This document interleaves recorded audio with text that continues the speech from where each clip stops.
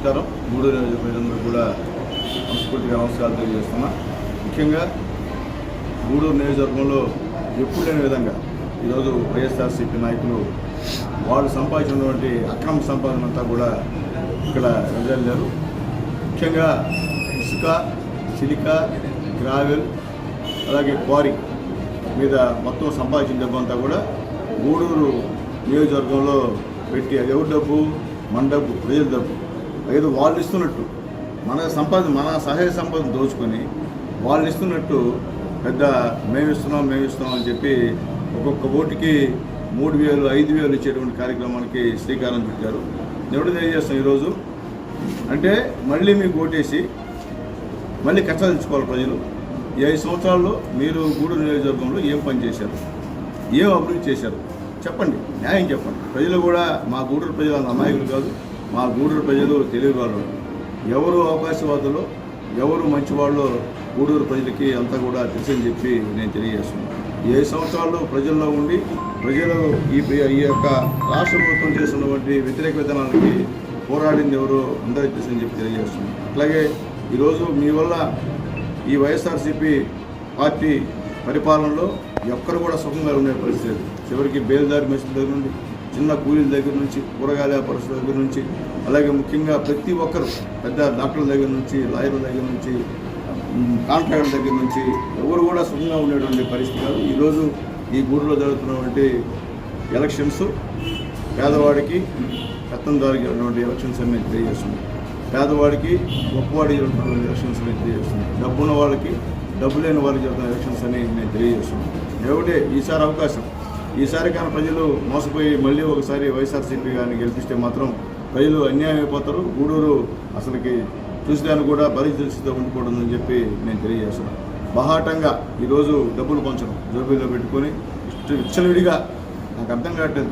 వాలంటీర్లు రాజీనామా చేసిన వాళ్ళు ఈ పని చేస్తున్నారు.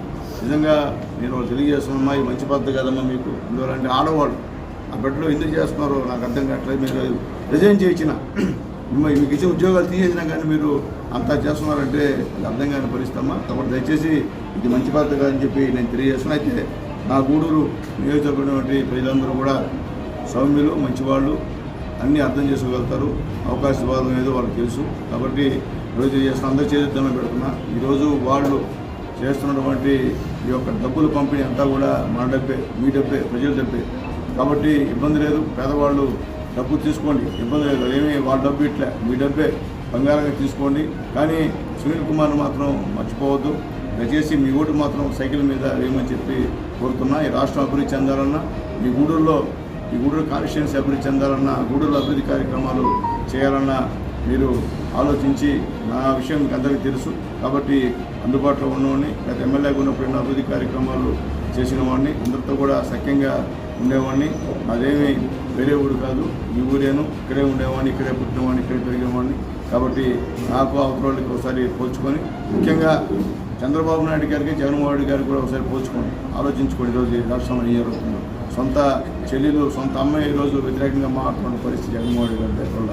ఈరోజు చంద్రబాబు నాయుడు గారు ఈ వయసులో కూడా బ్రహ్మాండంగా అభివృద్ధి కార్యక్రమాలు చేస్తూ ఒక పక్క పవన్ కళ్యాణ్ గారు, ఒక పక్క మోడీ గారితో కలుసుకొని కూటమిగా ఏర్పడి కూటమి అభ్యర్థిగా అన్నిటి నుంచి పోటీ చేస్తున్నారు. కాబట్టి ఆ ప్రజలందరికీ చేతులెత్తి నమస్కారం చేస్తున్నాను.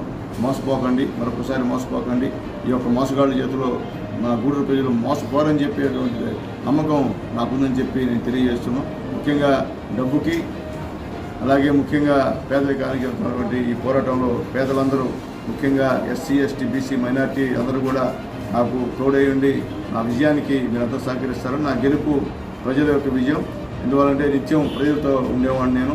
కాబట్టి ఈరోజు కూడా దళిత వాళ్ళలోనే ఉంటున్నాను తప్ప వేరే జరుగుతున్నటువంటి పరిస్థితి కాదు నాది. కాబట్టి దయచేసి అందరూ ఆలోచించండి. దళితులు, బీసీలు, అలాగే మైనార్టీలు అందరూ కూడా ఆలోచించి మీకు ఈ గూడూరుకి ఎవరైతే బాగుంటుందో ఆలోచించి ఓటేయమని చెప్పి అందరూ చేతితో రిక్వెస్ట్ చేస్తున్నా. మీకు దోపిడీ ధనంతో వచ్చినటువంటి డబ్బు కావాలా, లేకపోతే మంచితనంతో అభివృద్ధి కావాలో మీరే తెలుసుకోమని చెప్పి తెలియజేస్తూ స్థానికతకి ఓటేయమని చెప్పి అందరినీ కోరుకుంటూ నేను సెలవు తీసుకుంటాను.